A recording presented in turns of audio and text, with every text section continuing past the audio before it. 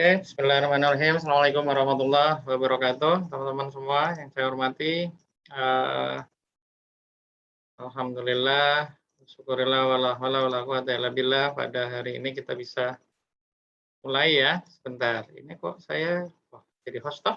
Oke. Teman-teman semua, jadi untuk saya sambil nyiapin webcam ya, karena ini kok nggak lancar sepertinya. Oke, ada yang mau ditanyakan teman-teman terkait dengan UTS kemarin?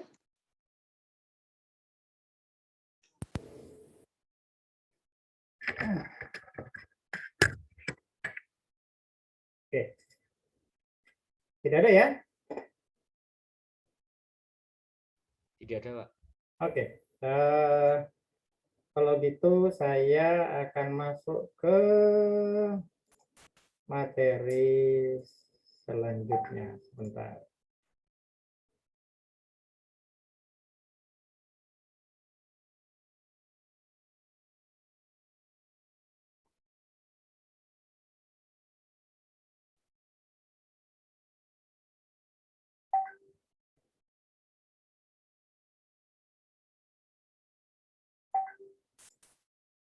Oke, teman-teman semua. Jadi kita hari ini masuk ke materi membangun startup dan pengembangan bisnis berbasis kreativitas dan inovasi, begitu ya. Ini materi yang masih general dulu, teman-teman semua. Jadi ini sengaja saya kasih di materi awal setelah PTS, setelah tengah semester. Nanti akan lebih spesifik lagi kita bahas di dalamnya, begitu ya. Jadi secara keseluruhan dulu. Sehingga nanti pada saat pembahasan lebih detail di tiap-tiap case itu kita bisa lebih eksplorasi, begitu ya teman-teman ya. Oke.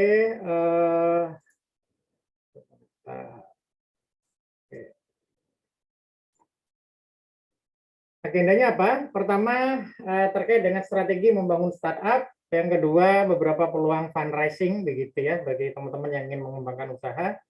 Terus yang kedua, pengembangan usaha sendiri, gitu ya, secara kreatif untuk mengembangkan produk dan model bisnis. Ada dua hal itu yang kita utamakan. Terus yang selanjutnya adalah terkait dengan smart business architecture, atau nanti kita tambahkan sebetulnya bisnis model canvas. Nah, seperti smart business architecture atau bisnis model canvas itu sebetulnya bisa lama ya, bisa bahkan 2 jam 3 jam ya kalau kita mau materi sampai dengan praktek. Tapi ini saya bungkus ke sifatnya yang masih general dulu, gitu kan? Nah, kapan-kapan dari pertemuan berikutnya baru yang lebih detail, gitu ya. Oke, masuk ke materi pertama terkait dengan strategi membangun startup, teman-teman. Jadi di dalam membangun startup, di sini pertama perlu kita pahami apa sih yang paling banyak menyebabkan kegagalan membangun startup, gitu ya. Pertama di sana yang mengatakan bahwa produk startup itu no market need, tidak dibutuhkan oleh pasar, kan gitu ya. Sebanyak berapa persen, untuk 42% ya, mengatakan produk yang dikembangkan oleh pelaku startup itu tidak dibutuhkan oleh pasar. Yang kedua, di sana run of cash, gitu ya. Run out of cash. Jadi di sana kehabisan anggaran. Anggarannya habis, dananya habis. Yang kedua, not the right team, gitu ya. Bukan tidak ada tim yang benar, bahasanya begitu ya. Jadi ini permasalahan dengan tim lah intinya, begitu ya teman-teman ya. Permasalahan dengan tim. Terus yang kedua, yang selanjutnya terkait dengan out of competitive gitu ya. Tidak di situ ya, nggak begitu jelas. Terus termasuk poor of product, sampai ke poor marketing gitu ya. Berarti Di 4 pertama sebetulnya di sana terkait dengan tidak dibutuhkan dengan pasar, cash, begitu ya, not the right team, sama get out of competition. Kalau dari pengalaman saya pribadi teman-teman, sebetulnya sedikit berbeda gitu ya. Ketika mengembangkan bisnis gitu kan, pengalaman kegiatan inkubasi satu, benar, sama lah, produk tidak dibutuhkan oleh pasar. Jadi kadang produk inovasi atau produk apapun dari teman-teman startup itu tidak dibutuhkan oleh pasar. Ini sebetulnya nanti diproses validasinya gitu ya, yang menantang di situ. Yang kedua, model bisnisnya nggak jelas. Nanti akan ada materi model bisnis juga teman-teman gitu ya. Terus yang ketiga gitu ya, kaitannya dengan passion dari founder. Ya, passion dari founder itu maksudnya begini, berhubungan dengan apa namanya? Foundernya itu sebetulnya hobinya apa, membangun startupnya bidang apa. Biasanya kalau tidak sesuai dengan passion dari founder itu potensi gagalnya itu besar. Dan yang terakhir terkait dengan tim kolaborasi, begitu ya. Tim kolaborasi ini terkait dengan pembentukan tim pelaksananya, gitu ya. Apa namanya? Apakah kompetensi itu terpenuhi semua? Karena di dalam bisnis itu kompetensi itu kan harus lengkap ya. Ada yang paham bisnis, ada yang paham produk, ada yang paham keuangan misalnya. Minimal-minimalnya di tahap pertama produk sama bisnis itu harus ada. Kalau tidak ada itu sama saja dengan bunuh diri begitu ya. Pak, saya tidak bisa keuangan, saya tidak bisa bisnis, tapi saya punya produk. Makanya kolaborasi dengan orang yang bisa bisnis. Demikian pula sebaliknya. Makanya saya pernah membangun startup, saya pegang bisnisnya, teman saya pegang produknya gitu. Begitu ya teman-teman ya. Oke. Startup yang potensial seharusnya seperti apa? Startup yang potensial itu pertama sesuai dengan passion dari founder. Jadi apa namanya? Passion itu sesuatu kegiatan yang memang disenengin oleh pendirinya. Ya, dan senang gitu melakukan itu.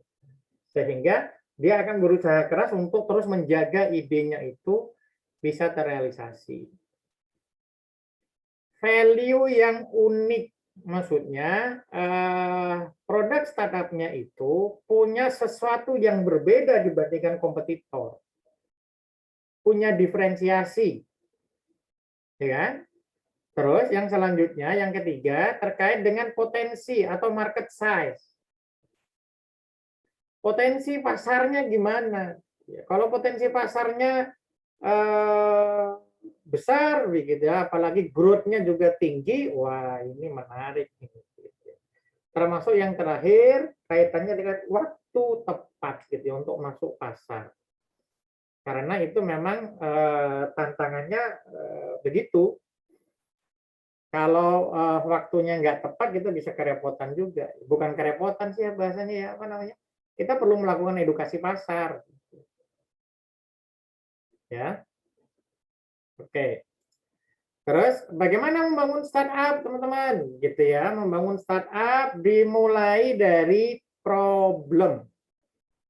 Jadi membangun startup itu dimulai dari problem. Problemnya apa? Siapa yang punya problem itu? Sekarang dengan problem itu, apa yang dia lakukan? Nah, bicara problem, begitu ya, ketika siapa yang punya problem, itu nanti berhubungan dengan target pasar yang keempat. Ya, siapa yang punya problem, ya berarti kan target pasar. Ya. Terus problemnya apa gitu ya. Terus orang yang punya problem itu kira-kira membutuhkan fitur apa namanya, membutuhkan solusi seperti apa. Nah, itu nanti bicara solusi sama fitur produk. Terlebih lagi ketika kita bisa tanyakan, bisa kita komunikasikan, bisa kita note begitu ya. Untuk problem itu sekarang dia solusinya itu menggunakan apa atau dengan siapa. Nah, itu akan melihat kompetitor juga, kan gitu kan? Nanti kita bisa analisa sebetulnya problem kita itu valid nggak sih gitu ya, atau problem kita itu sebenarnya yang punya masalah itu mau nggak sih menyelesaikan dengan produk startupnya kita, kan begitu kan? Itu ya teman-teman ya. Oke. Terus yang kedua, solusinya apa untuk menyelesaikan masalah itu. Saya kasih contoh. Problemnya misalkan, oh ada orang cari tukang ojek tapi males jalan. Ya toh? Itu yang terjadi di Grab sama Gojek. Solusinya apa? Ya aplikasi untuk mencari ojek. Nah, fitur produknya itu pertama yang mencari ojek, kan begitu kan? Mereka males untuk jalan ke pangkalan. Kalau jalan ke pangkalan saja perlu negosiasi. Makanya di fiturnya Gojek sama Grab itu harganya sudah langsung fix, kan begitu kan? Tidak perlu negosiasi lagi. Itu membuat kita jadi nyaman, ada kepastian, kan gitu kan? Oke. Nah, setelah solusinya clear begitu ya, nanti teman-teman masuk ke fitur produk. Nah, untuk tahap awal boleh kita eksplorasi fitur produknya apa saja. Begitu ya, tulis semua menurut teman-teman. Tapi di tahap awal fokuslah pada MVP atau minimum viable product. Ya. Nah, berikutnya untuk membangun startup, pahami target pasarnya dan kompetitor. Tadi kan kita sudah bisa identifikasi problemnya apa, siapa yang punya problem, solusinya apa yang ditawarkan kita, gitu ya. Terus fitur produknya apa, terus analisa target pasarnya siapa, kompetitornya, gitu kan? Pak, tahunya dari mana kompetitor itu? Kompetitor itu kan bisa kita lihat, gitu ya, baik direct kompetitor maupun indirect kompetitor. Direct kompetitor itu apa? Direct kompetitor itu misalkan kompetitornya untuk pesawat, directnya berarti di sana ada Garuda, ada Lion, ada apa, Citylink, macam-macamnya lah ya. Indirectnya apa? Indirectnya ya semua alat transportasi tentunya kan, memindahkan dari satu tempat ke tempat yang lain. Jarak jauh, pesawat kan, itu bisa pakai kapal, bisa pakai kereta, bisa pakai travel, bisa pakai sewa mobil pribadi, kan begitu kan? Gitu ya, teman-teman. Ketika menganalisa sebuah kompetitor. Terus yang selanjutnya adalah terkait dengan sumber daya. Sumber dayanya itu yang dimiliki apa saja untuk mengawal produk atau solusi yang menyelesaikan problem tadi. Gitu ya, teman-teman. Setelah sumber daya itu bisa macam-macam ya. Sumber daya itu bisa apa namanya? Bisa SDM, bisa keuangan, bisa peralatan, bisa metode begitu ya, bisa pasar gitu ya. Kan? Lah, jenengan punya sumber daya apa untuk membangun produk, membangun startup itu? Saya punya uang, Pak, banyak, nggak habis-habis. Itu menjadi salah satu sumber daya. Saya nggak punya uang, Pak, begitu ya. Tapi kita, bicara startup ya, kita satu tim ini, saya paham bisnisnya, teman saya ini paham codingnya. Kita berkolaborasi. Kita akan bikin produk seperti ini, seperti ini, seperti ini. Kalau Bapak ngasih dana ke saya, ini beberapa tahun lagi, ini perusahaan akan berkembang, omsetnya segini. Makanya investor itu mau. Jadi sumber daya itu nggak harus ada semua ya, sesuai dengan yang dimiliki saja. Nah, selanjutnya terkait dengan strategi pemasarannya seperti apa. Strategi pemasarannya apa namanya? Bagaimana untuk strategi pemasarannya? Bagaimana cara jualannya? Gitu. Model distributor, model apa namanya ya? Model reseller, dropshipper atau apapun, banyak sekali. Itu berhubungan dengan model bisnis. Terus selanjutnya adalah perlu bikin yang namanya bisnis plan. Minimal-minimalnya itu model bisnis kanvas. Ya, bisnis plan itu lebih detail. Bahkan di atasnya itu masuk ke bisnis plan semua. Problem, solution, product feature gitu ya. Customer segment, sampai ke sumber daya gitu ya. Marketing strategi itu masuk ke bisnis plan semua. Kalau bisnis model kanvas itu nanti akan ada gitu ya penjelasan lebih detail di belakang, lebih simpel. Dan terakhir harus bikin yang namanya financial analysis. Apa saja di sana? Bisa cash flow, laba rugi, net present value, break even point. Kok ada dan lain-lain, Pak? Memang banyak, masih ada ROI, ROA, apa ya? Profit per cost ratio begitu ya, macam-macam lah. Tapi biasanya kalau di dalam bisnis biasanya startup itu di situ cash flow, laba rugi, NPV sama break even point.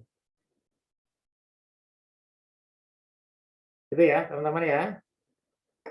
Kalau ada pertanyaan langsung langsung bisa bertanya. Oke.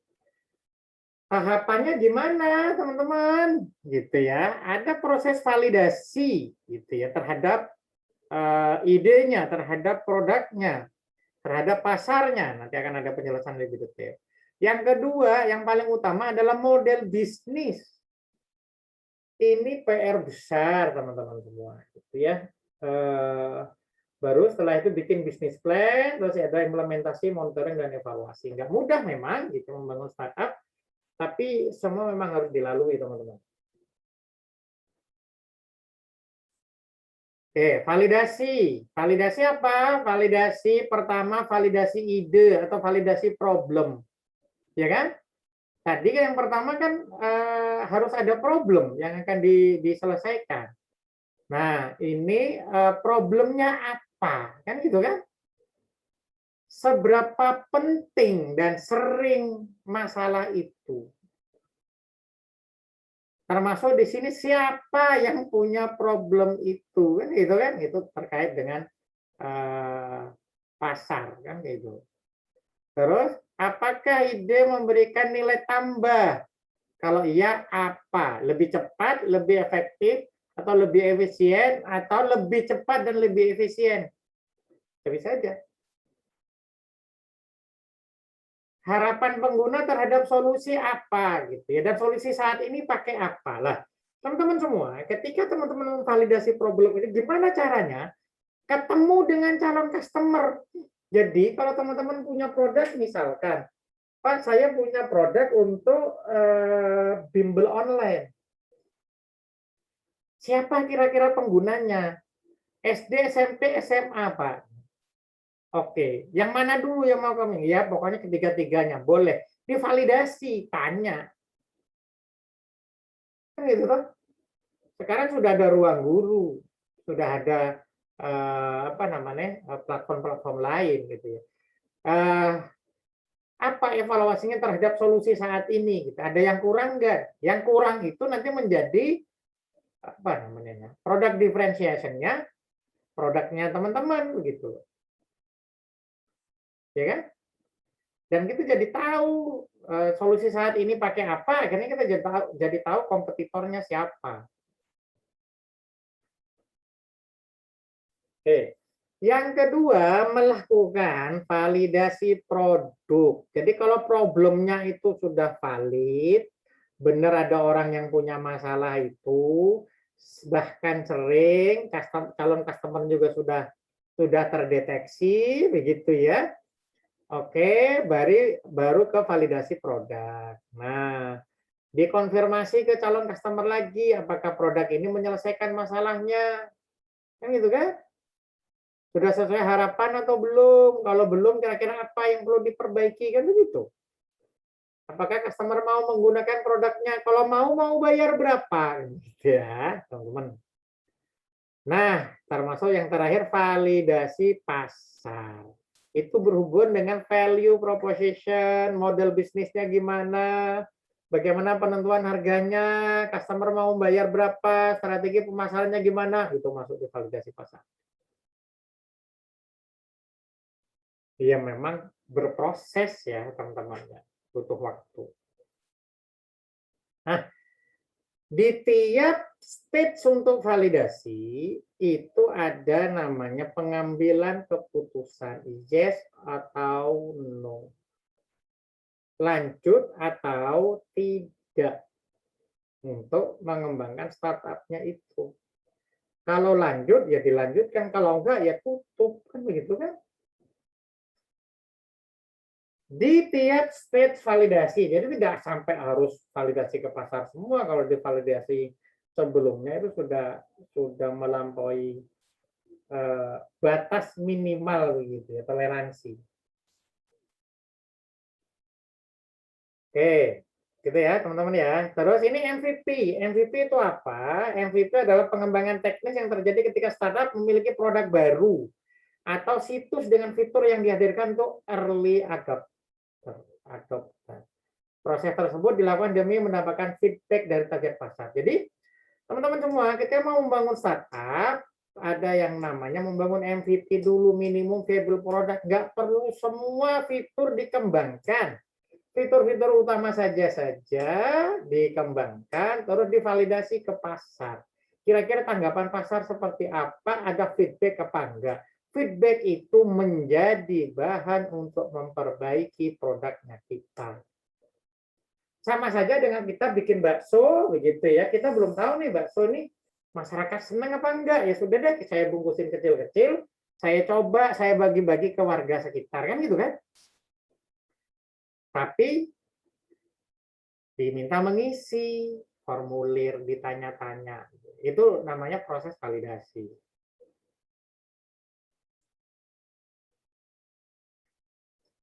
Oke, MVP itu adalah eksperimen. Jadi eksperimen berkelanjutan. Eksperimen berkelanjutan. MVP bukan produk akhir, namun proses.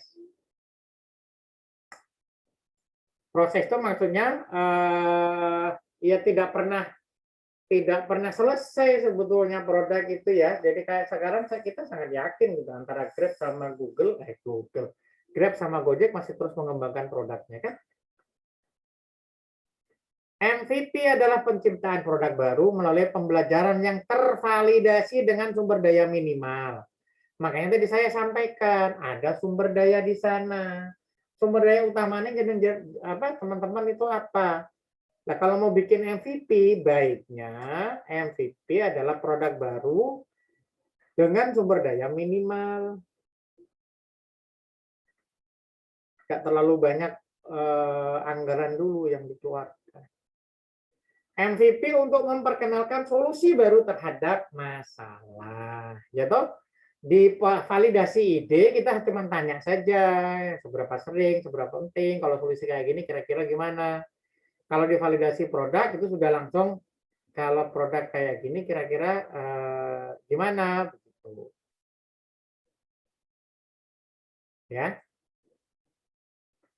Oke, terus catatan dalam validasi produk fokus pada MVP gitu ya untuk permasalahan utama yang dimiliki calon customer. Harus punya unique value proposition atau unique selling point gitu ya dibandingkan dengan kompetitor. Ya kan? Jadi ketika mau memvalidasi produk, ya fokus pada MVP di tiap stage gitu ya.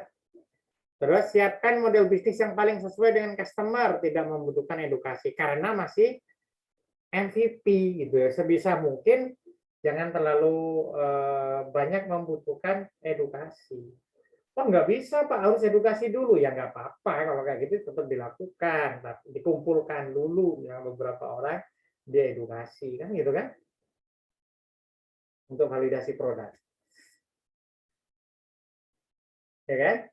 Yang selanjutnya, jangan fokus pada apa yang bisa kita buat, namun fokuslah pada solusi apa yang pelanggan butuhkan.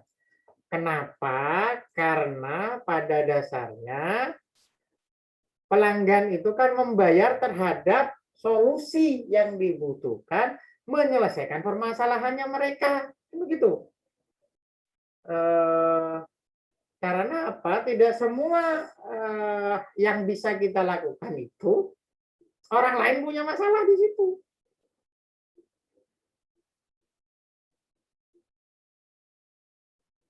Dan yang paling utama adalah orang yang ingin membayar, orang yang punya masalah itu mau membayar untuk mendapatkan solusinya, kan begitu kan?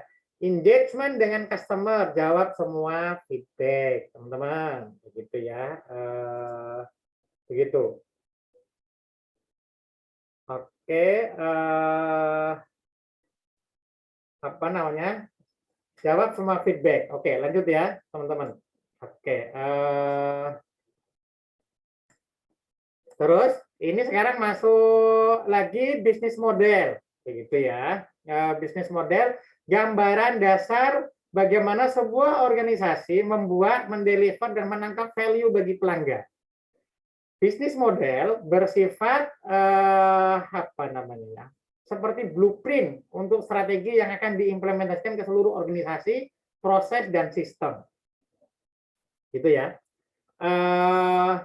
Terus, teman-teman semua, kalau mau simpelnya sebetulnya, model bisnis itu lebih kepada bagaimana cari uangnya. Jadi itu aja. Usaha itu bagaimana dapat uangnya. Jadi kalau Unisula berarti model bisnisnya kan ada pembayaran SPP, ada pembayaran apa namanya, uang gedung, begitu ya, begitu. Itu ya, teman-teman. Oke, terus dimensi untuk model bisnis apa saja? Pertama, pelanggan. Ini pelanggannya siapa? Proposisi nilainya, ya ada value proposition. Apa manfaat dan solusi untuk customer? Rantai nilainya gimana? Produksi, pemasaran, dan distribusi. Maksudnya di tiap itu model bisnisnya bisa beda-beda begitu ya. Mekanisme laba mengapa, revenue stream, berapa harganya, dan sebagainya. Ya. Oke, saya agak percepat ini bagaimana membangun value proposition. Di sini ada gain, ada pain. Paling utama itu kalau customer job itu intinya calon customer gitu activity-nya apa saja sih hariannya gitu ya, yang berhubungan dengan produknya kita. Nanti bisa kita eksplorasi lagi ya, teman-teman ya. Gain itu berarti manfaat apa yang diharapkan oleh customer dari produknya kita. Ya kan? Terus dari situ pain, ketakutan apa yang dipikirkan oleh customer begitu ya. Nah, produknya kita itu seharusnya menjadi gain kreator, menciptakan manfaat, menghasilkan manfaat, atau pain reliever, menyelesaikan ketakutan customer. Nanti kita praktek ya, ini ya teman-teman ya. Oke, kita lanjutkan dulu saja. Oke, tantangan inovasi model bisnis, begitu ya. Apa namanya? Pertama, model bisnis dari perusahaan dan industri yang dominan. Kadang kita udah ikut-ikutan dulu, gitu ya. Terus, inovasi model bisnis tentunya minimal merubah dua dimensi, sehingga berpengaruh kepada bisnis proses dan budaya perusahaan. Setiap inovasi model bisnis pasti akan merubah yang lain. Kesulitan fokus pada model bisnis bukan sekedar proses dan produk. Keterbatasan sumber daya untuk mendukung model bisnis baru, ketakutan kegagalan, begitu ya. Kadang inovasi model bisnis berbanding terbalik dengan keinginan untuk melakukan inovasi produk dan proses. Walaupun terkadang juga bisa seiring sejalan. Saya kasih contoh ya, inovasi model bisnisnya untuk Unisula. Misalkan, oh PJJ deh begitu ya. Kalau sekarang kan mohon maaf, PJJ-nya adalah dalam tanda kutip terpaksa kan, karena tidak boleh di kampus.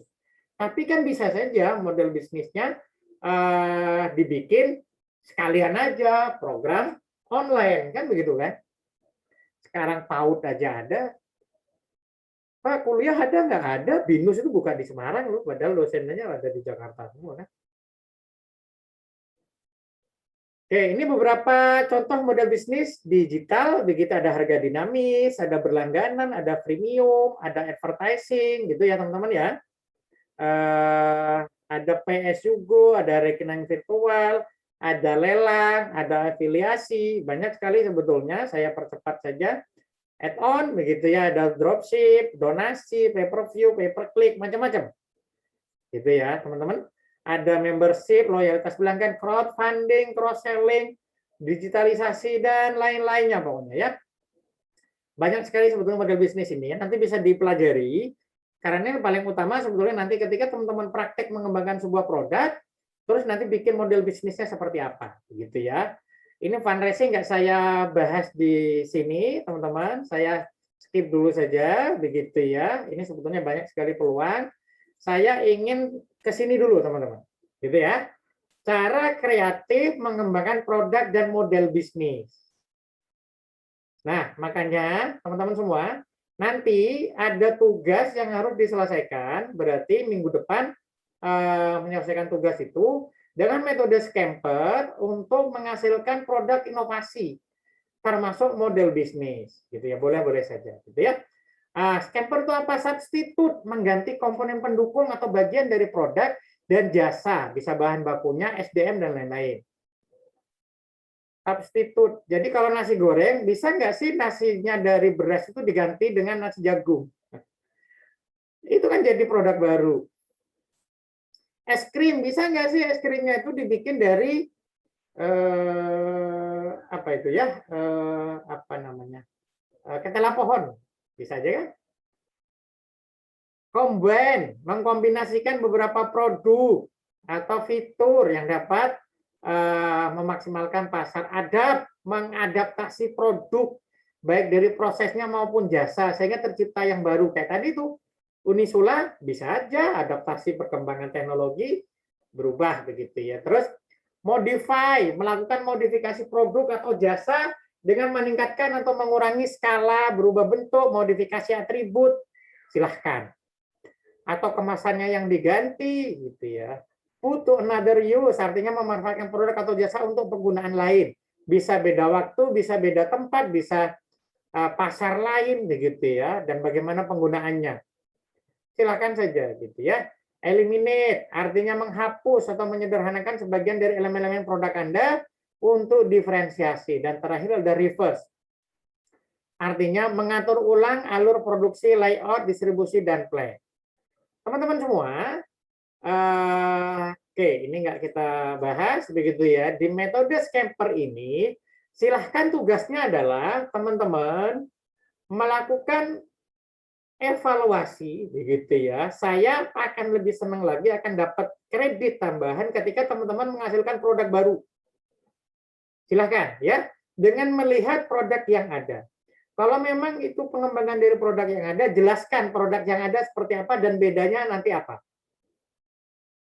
Ya, nanti mulai minggu depan itu sudah mulai masuk ke perencanaan bisnis.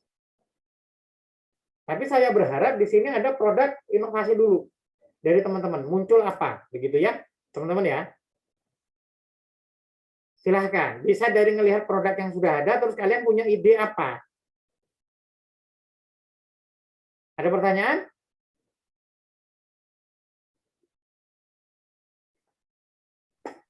Belum, Mbak. Belum ya? Oke, jadi untuk perkuliahan kali ini sementara ini dulu, teman-teman, begitu ya. Nanti saya buatkan halaman untuk upload tugas. Minggu depan berarti sudah upload tugas untuk produk inovasi ya, produk kreatif deh. boleh apapun itu, begitu ya. Ngisinya gimana? Ngisinya dari sini teman-teman.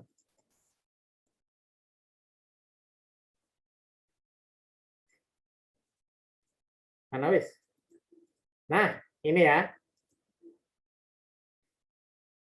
Sampai ke 1, 2, 3, 4. 5, 6. Sampai 6 saja. Ya. Problem, solution, fitur produknya, target pasarnya, dan kompetitor. Begitu ya. Terus sumber daya dan strategi pemasaran. Khusus untuk problem, kita pengen lihat nih ide inovasinya apa dari teman-teman ya. Kalau emang itu modifikasi dari yang lain, boleh-boleh saja. Tapi modifikasinya apa, tolong ditunjukkan. Itu ya teman-teman ya. Kalau nggak ada pertanyaan, saya rasa cukup dulu. Sekian, mohon maaf tadi agak terlambat begitu ya, maksudnya mundur 30 menit. Terima kasih, sampai ketemu lagi minggu depan. Wassalamualaikum warahmatullahi wabarakatuh. Waalaikumsalam. Waalaikumsalam.